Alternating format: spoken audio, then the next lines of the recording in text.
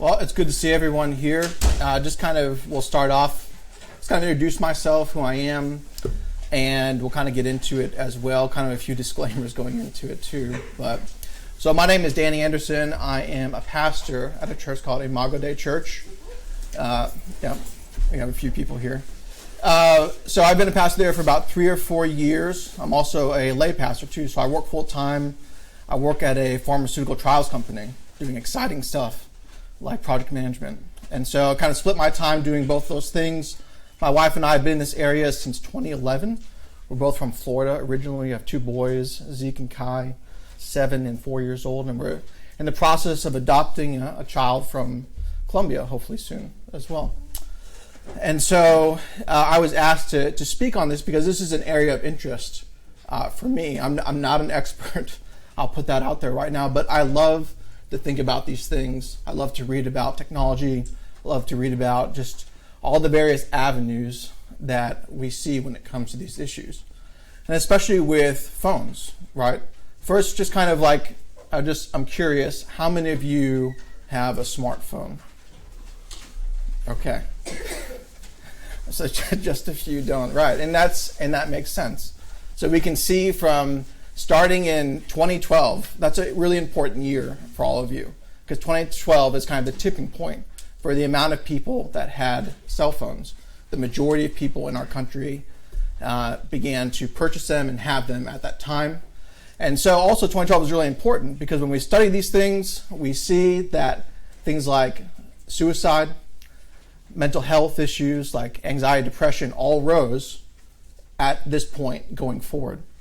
And so it's just something to keep in mind here as well. And so what I want to do with our time is I want to start big. And this is my point. There'll be times you'll be like, what is he mentioning? Or what is he talking about? That's okay. We're going to kind of work our way in as well because I want this to be practical for you. And so when I'm done speaking here, I want to have some time for Q&A because I think that's really helpful.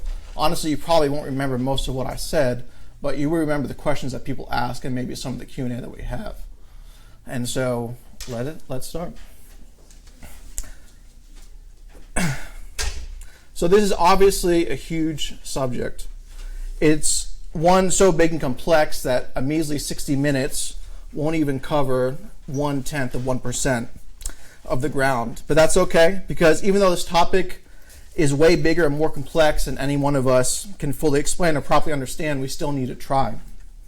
And one of my fears, and one that I've observed with people in general, is how technology, specifically through the filter of television, smartphones, and the internet and social media, have molded us to become so overwhelmed by the complexities of this world that we end up believing, almost fatalistically, that no great problem in this life can be understood, broken down, and explained. There are no real solutions, and none of us can really change ourselves or others. All is doomed. And so instead of trying to find solutions and answers, instead of enacting change in ourselves, we end up living in fear and become easily anxious to the complexities of life. And fear and anxiety, what they do is they breed apathy in us. And much of what technology implicitly does is it makes us apathetic to the real world around us. We say to ourselves, the world is too complicated, people are too complicated, governments and institutions are systemically oppressive and opaque, and I'm too insignificant to do anything with my life. And so please don't hear me say that, one human being can understand everything about all the complexities of our life and culture and society. I'm standing here to tell you that I don't have all the answers. I'm actually not that smart, and I'm but a grain of sand in the universe. And as the book of James reminds us, for you are a mist that appears for a little time and then vanishes. What we need is something called epistemic humility. And what I mean by that is we need to have a continuous posture of humbleness when it comes to how we relate to knowledge, how we take in and understand the world around us, along with all of our biases, assumptions, and perceptions. We all need to accept that we are created finite creatures. We're limited by time, space, and our own failing fleshly bodies. And this is hard for all of us to accept about ourselves and our place in this world. Because even though we're all vastly ignorant, which we are, if you didn't know that, paradoxically, we don't act or present ourselves as humble sojourners to other people. Instead, what many of us do is we close ourselves off to what we don't understand, and we outwardly show people a mask of pride and arrogance. And obviously we all do this because we're deeply insecure and afraid. And I think what is most amplified online, where no one is rewarded for being humble, thoughtful, and open to exchange. In fact, the less thoughtful and the more reactionary we are, the more likely we're to be rewarded by others with stimuli to keep us engaged. And it then becomes like this endless cycle of emotional reaction to equally endless amounts of reaction to the minutiae of our feeds. And it's no wonder then that in our most recent study of 6,000 teens and preteens, those who spent 3 or more hours a day on social media have heightened risks of mental health issues. And so it's not just this study, but more and more studies are finding correlations between the decline in mental health among young people especially, and the rising use of phones and social media. Now, I don't think our reaction to hearing this should be that just because we have a phone and we use social media that we'll automatically have mental health issues. No, we need to be better thinkers than that. The study isn't saying that there's like an automatic one-to-one correlation between the two. What it is saying is that you'll be exposed to greater experiences of anxiety, depression, and suicide if you spend a lot of your time online. It's like how secondhand smoke can increase your chances of cancer, even though you've never directly smoked yourself. And for most of us, when we hear or read about a study like this, what we mostly do is ignore and glaze over the evidence presented. Instead, we just kind of slide back into our phones and forget what could inconvenience us. What we need to do is confront and question about our phones and how they're changing us, is how we consciously and subconsciously open ourselves up to mind, body, and soul to an almost infinite amount of noise from the outside world. And that we're made to instantly care about that noise, and both how we process it and react to all of it. And the totality of humanity is online, both the darkest evil and the greatest good, and everything in between. And all of it is now amplified to the very forefront of our minds. And we're opening ourselves up to all of it. Yet we never think to ask our question, why are we opening ourselves up to this? Why are we doing this? And our phones, what they do is they force us to give attention, to instantly process through our emotions, second by second, about every post, every tweet, every video that we see. And you're made to care about both intimate friends and complete strangers. You see your best friend's engagement. You see the cute smiling baby. You hear about possible World War III with Iran. And then you see about a classmate's suicide. And all of this happens within a matter of 30 seconds as you're scrolling through. Don't you see how emotionally unnerving it is to be in this constant state of inner flux, where we're trying to kind of process and shift through our feelings. And then we're kind of being forced to develop internal responses to the hundreds and thousands of things that you see daily online. And we never end up having enough time to sit there quietly for a moment and kind of work through our emotional states. And we know that we need rest from all this noise, but we can't seem to give up on the noise because it feeds the utter emptiness that we have in our hearts. And we all know there's something deeply wrong with us. And so we feed ourselves with constant distraction and stimulation. Anything not to feel so sad and alone. We know the truth, yet we have willingly made ourselves into unhealthy people, which I would say is a direct result of our sinful, self-destructive natures, which you can read more about in Romans 1 and 2, which I think points a very clear picture of that. St. Augustine once wrote, "Thou hast made us for thyself, O Lord, and our hearts are restless until they find rest in thee." And how brilliant and true this small sentence is. Because the first, we want to just break it down for 1 second. The first is an objective fact, that God has made us for himself. And the second is part of our subjective experience, that the human heart can only find joy in praising God, the God it has found, and that it finds only restlessness without God. So why even bring up this quote from Augustine? Why is it even important to our talk here?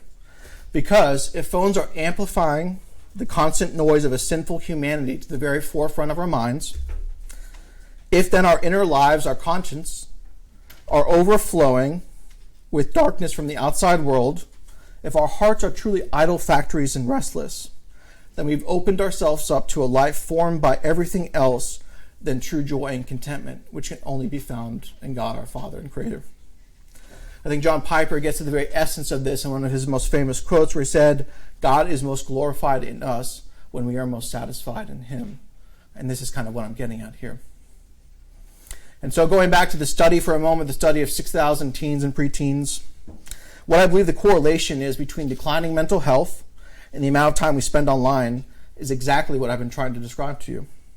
It's neither healthy nor safe to expose ourselves to the constant stream of noise for long periods of time. As finite and fallen creatures, we have very few filters and defenses to stop the noise from owning every aspect of our inner lives. We aren't strong enough to withstand it. Our willpower can't overcome all the anger, envy, jealousy, greed, bitterness that we experience online. We don't know what to do with all this noise, so we mostly just kind of internalize it. We push it down where it sits there and it kind of rots. And when it comes out, it exposes itself through things like depression and anxiety and other issues that we see. And the irony is that we have willingly allowed technology into every minute aspect of our lives, with the hope and promise that it will help solve all the mundane, boring, inefficient, and human problems we want to rid ourselves of. We hoped that we would be made into better people, like a new man and woman. But instead, when technology doesn't inevitably fulfill us and remove all the things we thought were making us unhappy or efficient, and instead we're left with a whole new set of problems to contend and cope with. And this is a continual recipe to leave us in an emotional state of near psychic exhaustion. Our base emotional defenses that normally protect us from being overburdened from the torrent of life have become overrun. We're all running on fumes. Again, I'll repeat, we're all running on fumes here. So let's just step back for a moment, because I know you're asking yourselves, so some of you, what is this guy talking about? And that's okay, because what I want to do is I want us to kind of explain some of the things we don't usually think about. I'm trying to give words to a very large and complex and seemingly unexplainable problems. I want us to see both the meta, the large picture, as well as the subterranean or subconscious, what's going on underneath as well. And I know none of you go through Instagram or TikTok, scroll through your feed, and then pause for 2 hours and contemplate the existence of life. And that's okay. It is really okay that you don't do that. But if you go through life and just accept things as they're presented to you without ever questioning or explaining them, if you accept the narrative of our culture and world, then I fear you'll live without a center to hold on to. And you'll be caught in a giant wave tossing you to and fro, whichever way and direction it comes from. I think Jesus' words in Matthew 7 sum up this well, where Jesus says, "Even then, he who hears these words of mine and does not do them will be like a wise man who built his house on the rock. And the rain fell, and the floods came, and the winds blew and beat on that house, but it did not fall, because it had been founded on the rock. And everyone who hears these words of mine and does not do them will be like a foolish man who built his house on the sand. And the rain fell, and the floods came, and the winds blew and beat against the house, and it fell. And great was the fall of it." So fortunately for us, there is a mighty rock to hold on to, even in the midst of a raging storm all around us. So the question is, what can we do? How do we end this endless cycle? How do we become healthier and more balanced people? Well, I'll say up front, there's no easy or simple fix here. There's no magic answer or formula to resolve all these tensions and issues. You can't just go off to the woods of Montana and live off the grid. I mean, you can, but you wouldn't be a better person because of it. But like I mentioned at the beginning of my talk, we should not give in to despair or feelings of being so overwhelmed by it all that we end up becoming apathetic. We don't need to find all the answers to affect change in our lives. Part of the problem, the part we probably dislike the most, is that if we don't want phones to change us for the worst, then we have to do ordinary, day-to-day, conscientious hard work. And that normal and ordinary, everyday, conscientious hard work will almost never come with huge congratulations from your family or friends or watching world. You won't get grand moments of enlightenment or fulfillment or feelings of accomplishment. Having a healthy relationship with our phones involves saying no a lot. And the way the phone is designed, the way that social media keeps you engaged, the way that apps keep you coming back, all of it is rigged against you to want more and more. And so I don't want to paint a picture that's complete despair, because I truly believe there is real hope, even in the midst of our struggles. And so kind of what I want to do here for the rest of our time is I kind of want to lay out some general principles and paradigms that we see in life, but also in Scripture. And I want to have some time for some Q&A, like I said, as well. So point one, and a lot of this is, I'll put up front here as well. I'm very influenced by a man named Neil Postman. Now, you may know him, you may not know him. He died in 2003, a long time ago, but he wrote a lot of books. One of his books that I think is really important, I would just say for anyone to read, it's called Amusing Ourselves to Death. He wrote in the early 80s. It's about television. But if you just replace the word television with internet, he basically is speaking to us today. And it's really interesting what he says about it. So point one is every technology is both a blessing and a burden. So to make this point even more clear for us, technology is not a total evil, only bringing harm, chaos, and dehumanization to all of humanity. Yet it's also not a complete and total blessing. And progress towards making a new utopia where humanity will finally unshackle itself from all of nature. So much of the time we come to issues of technology with a very specific lens. And this lens is made of rose-colored glass. And everything that we see seems so beautiful. And this lens makes us believe that technology is only a blessing. Yes, we may acknowledge there are some problems or issues, but we also see the solution to the problems of technology with more technology. We just replace these problems and say more technology will solve all these issues. And we always pay a price with technology. The greater the technology, the greater the price. And so I think like one of the best examples of this is the nuclear bomb. So we can imagine what it gives us. It gives us clean energy, right? We can remove ourselves from fossil fuels and all these things that, are hurting the environment. But what does it also do? It can destroy the whole world if the bombs went off. So that's a small example of what I'm talking about here. And just imagine what phones, what the internet, when you open up to all of the world and everything in it, what it can do and what it can give back. And why it's both a blessing and a burden. And there's always winners and losers. And the winners always try to persuade the losers that they're really winners when it comes to issues of technology. You probably hear the words a lot like there's inequality in our country, in our world. And yes, that's certainly true. And I think we see that play out with issues of technology as well, where the winners, let's say Google, for example, or will tell other people, let's say you're living in San Francisco, you're living in a high-rise in a nice place, and you're enjoying all this great technology, and in this great city, one of the most, greatest cities in the world, and then what do you see below you are hundreds of thousands of people who are homeless, poor. You have drug needles everywhere, people going to the bathroom in the streets. And so you see this disparity continually. Like Uber is a good example of this as well, where people are promised that they'll have their side hustle, to be able to make money from this. But what people come to find out is they make very little money from this at all. But the winners are the people that own Uber, obviously. And we see this play out again and again and again. I'm not saying these things are bad. I'm just saying this is the reality of the world that we live in. And so point number 2 is to ask is to break the spell. Blind belief and passive consumption can be broken through the simple act of asking questions. No medium is excessively dangerous if its users understand what its dangers are.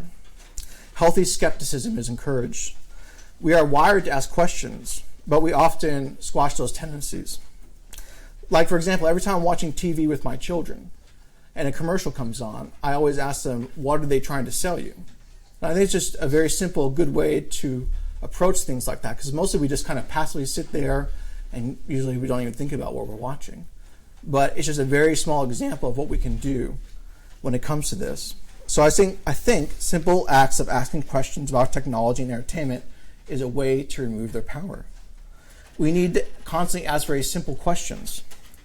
Why am I doing this? What is this doing to me? Is this necessary for my life? And I think one of the antidotes to a culture of technology and amusement is to ask and question the world around us, to never be satisfied with the status quo. People think the answer to technology is super complicated, but part of it is simple. It's as simple as just asking questions. So point 3 is to fear Aldous Huxley's future and not George Orwell's future. Everyone is worried about Big Brother, but we should really fear is ourselves. We live in a society where we can spend hours on devices entertaining ourselves. We have access to TV and videos in any location. We can, as Neil Postman wrote, amuse ourselves to death. But we have forgotten that alongside Orwell's dark vision, there was another slightly older, less well-known, equally chilling version, Aldous Huxley's Brave New World. Contrary to common belief, even among the educated, Huxley and Orwell did not prophesy the same thing. Orwell warns that we will be overcome by an externally oppressive force, a dictator. But in Huxley's vision, no big brother is required to deprive people of their autonomy, maturity, and history. As he saw it, people will come to love their oppression, to adore the technologies and undo their capacities to think. What Orwell feared were that we would ban books. What Huxley feared is that there would be no reason to ban a book, for there would be no one who would want to read one. Orwell feared that those who would deprive us of information. Huxley feared those who would give us so much we would be reduced to passivity and egoism. Orwell feared the truth would be concealed from us. Huxley feared the truth would be drowned in a sea of irrelevance. Orwell feared we would become a captive culture. Huxley feared we would become a trivial culture, preoccupied with some equivalent of the feelies. In 1984, Orwell added, people are controlled by inflicting pain. In Brave New World, they're controlled by inflicting pleasure. In short, Orwell feared that what we fear will ruin us. Huxley feared that what we desire will ruin us. So just look around us, look into your own home, your car, your pocket. There will be these small devices that we see that are surveilling and detecting every single thing that we do. And no government had to break down our doors. We happily grabbed them. We stood in line for hours waiting for them. Humans are creatures of pleasure and worship. Huxley understood the same thing. Our appetites for the things of this world are unending. Our flesh wants more and more, and we're never satisfied. Advertisers and corporations understand this perfectly well. We've built a whole culture and society to never stop consuming. There's always something new, forbidden, or shiny that we believe will fulfill our lives, but of course it never does. So last point here, the medium is the message. Smartphones, TV, radio, topography, oral transmission, all change and bias the message itself. The written word, for example, tends to bias the message towards linear thought, logic, and delayed response. Videos tend to bias us towards what we call a peekaboo world. Trivial content that vanishes in seconds, constantly flickering images, and yet the viewer has a hard time turning away from the subject matter because the medium is so darn entertaining and engrossing. These biases mean that news from a newspaper and a television, even with the same subject, have two different messages. So for example, the medium, which we'll call the iPhone here, inherently changes the way you read and experience and interact with the messages that come through it. News from a Facebook post, along with hundreds of live comments from friends and strangers, is obviously very different from how we understand the message than, say, in a newspaper, which is static and flat and non-adjustable. So, for example, if you're on your phone and scrolling through Twitter, you're experiencing a very particular and strange medium. Let's say you retweet a snarky comment from a celebrity that lashes out at Trump about his immigration policies with a news expose on the Syrian refugees, which, of course, also you never read yourself. The original message of the plight of Syrian refugees is now lost through the medium of Twitter, because Twitter is not about educated or knowledgeable content. Rather, it's about emotive performance for those who follow you, and for those who may see your tweets or through a retweet. The message about the suffering Syrian refugees stuck in a camp in Greece is now all about Trump. It's all about the pithy and snarky comment made by the celebrity you retweeted. And for your followers, it's about you retweeting what this celebrity and what Trump said, instead of what was actually reported from the original reporting. Everyone then is responding in this ecosystem to the medium and not the message. And the same could be said about how Facebook, Instagram, Snapchat, TikTok, all of it changed the way we perceive, think, and experience with the people in the world around us. And none of these things are neutral. Implicitly built and embedded into every technology is a political or social prejudice. Sometimes the bias is greatly to our advantage, and sometimes it's not. Think about it. The printing press annihilated the oral tradition. Telegraphy annihilated space. Television has humiliated the word. The internet has degraded community life. Social media has made us even lonelier and sad, and on and on and on it goes. All right, so just kind of finally here, and in conclusion, what I want to do is just kind of, for this portion here, just kind of lay some theological and biblical groundwork for us to understand this as well. So what I want to do is kind of lay out just 4 verses and then kind of go through them a little bit here. So John 17, 14 through 19 says, I have given them your word, and the world has hated them because they are not of the world. For just as I am not of the world, I do not ask you to take them out of the world. Rather, you keep them from the evil one. They are not of the world, just as I am not of the world. Sanctify them in the truth. Your word is truth. That's where we get the phrase as Christians to be in the world, but not of the world. And as we understand that, this is not our final destination. As Christians here, we're aliens, we're sojourners, we're exiles, we're immigrants living here. This is not all there is and will ever be for us. So point 2, Matthew 10:16, behold, I am sending you out as sheep in the midst of wolves. So be wise as serpents and innocent as doves. So what do we see here is that we're living in the tension of a world weariness. And we're in the pursuit of holiness, where we need to be blind to the passions of this world. Point 3 is John 1:14, and the Word became flesh and dwelt among us. And we have seen his glory as only the Son from the Father, full of grace and truth. This is referring to the incarnation, Christ taking on flesh, having a real bodily presence. And this for us is not about removing ourselves from each other. Point 4 here is Philippians 3:20 through 21 says, but our citizenship is in heaven, and from it we await a Savior, the Lord Jesus Christ, who will transform our lowly body to be like his glorious body by the power that enables him to him even subject to all things. So what we see here is our bodies are meant to be glorified just like Christ's, and we await his return. We await the new heavens and the new earth where we'll have fully perfectly formed perfect bodies, and we'll have them forever. And so to sum up for all this, one, the world is sinful. We know that, right? We know that we need wisdom from above, and that Christ's incarnation and resurrection allow us the freedom to pursue holiness and extend grace and truth to those worshiping creation rather than the Creator. And 4 here, and Christ will return to make all things right for those who are united to him. He will share in his glorification with a perfect body without sin or death forever. So we want to try to have a holistic approach to all these problems and issues. We don't want to walk through this life with blinders on our eyes. We want to be open and honest to the realities of life in a fallen and dark world. And so specifically what I want to do is I want to ground this in the person and work of Christ. I think part of the answer lies in the incarnation of Jesus Christ, as I briefly mentioned. John 1:14 says, and the Word became flesh and dwelt among us, and we have seen his glory as only the Son from the Father, full of grace and truth. So Jesus took on real flesh. He was made for a little while lower than the angels. 1 Timothy states it so beautifully. Great indeed, we confess, is a mystery of godliness. He has manifested in the flesh, vindicated by the Spirit, seen by the angels, proclaimed among the nations, believed on in the world, and taken up in glory.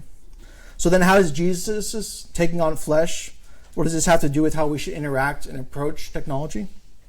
I think it's in the reality that Jesus was present in his body on this earth. He was really here. He wasn't a hologram. He wasn't an ethereal spirit, but he was here in flesh and blood. He suffered with real pain. Blood truly poured through his skin. The holes in his hand did not immediately close back up. God cares about us. He cares not only for our souls, but he cares intimately about our bodies. God is not going to discard them when we die. No, they'll be resurrected and made perfect. They'll be glorified. We'll be using our bodies in the new heaven and new earth, and God has a plan and a future for our bodies. And this is hugely important for us here today. It means that everything we do with them has great significance. It means that we should ground our lives in the presence of others, just like Christ did. Being present in this life with others is a way to fight back against the encroaching technological world that we live in. We have to be purposeful in how we allow technology to make use of our time. We can't be apathetic or indifferent. We have to be vigilant and wise. We need to ground our reality in the lives of those around us, our family, our friends, our church members, our neighbors. We need to be present to their needs rather than trying to mediate our reality of others through technology. We need to do as Hebrews 10 calls us to, not neglecting to meet together as is the habit of some, but encouraging one another all the more as the day is drawing near. So this may seem very basic and simple, yet we know it's not easy. It's why we need humility to call on the name of the Lord. It's why we need the Spirit to be working and active to illumine our hearts and minds. We cannot practice real presence if we're living through our technology, especially if we've made it a functional Messiah, which so many of us have. And so I want to close by telling each of you that we're only scratching the surface here. There's so much more work to be done, and this work is not only done by pastors and theologians, it needs to be done by the whole body, and by you guys as well. It starts in our homes and our churches. This is the first place to question our assumptions and beliefs about technology. We need to make these places small pockets of real presence and resistance to the world that we live in. And don't be afraid to be different from the culture around us. Not just in morals and beliefs, but in the kind of thoughtful and careful way we are viewed by the outside world.